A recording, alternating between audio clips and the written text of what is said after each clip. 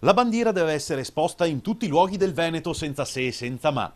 E poi c'è Raul che scrive: la bandiera di San Marco è dei Veneti e deve essere esposta da ogni famiglia e ufficio veneto.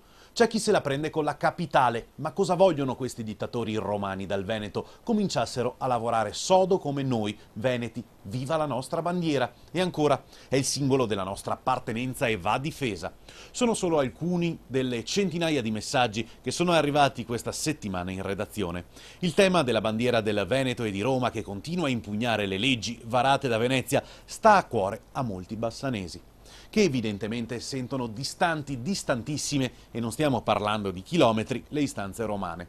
Un segnale anche in vista del referendum del 22 ottobre, che a questo punto diventa un'occasione irripetibile, unica. È quello che sostiene Mario Bertolissi, professore ordinario di diritto costituzionale presso la Scuola di Giurisprudenza di Padova. Il voto non ricapiterà mai più. Mi sono occupato fin dal 1991 di questi problemi, e quando la Corte nel 2015 ha detto potete andare a votare, ci ha dato una chance che come cittadino non mi voglio lasciare scappare. A Barcellona nelle prossime ore si voterà per l'indipendenza.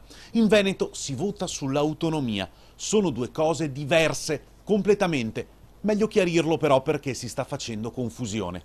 La grande differenza è che qui la Corte Costituzionale ha autorizzato il voto, lì no. Per quanto riguarda il nostro referendum, se si vuole dare un segnale in un senso o nell'altro, questa sembra essere l'unica e contemporaneamente l'ultima occasione buona. Ciascuno voti come vuole, però la democrazia è salda se ci si riconosce nelle istituzioni e si valorizza quello che appunto la stessa mette a disposizione, e cioè il voto. Chi fa a meno sta a casa, un domani si troverà probabilmente con dei risultati che non saranno particolarmente soddisfacenti.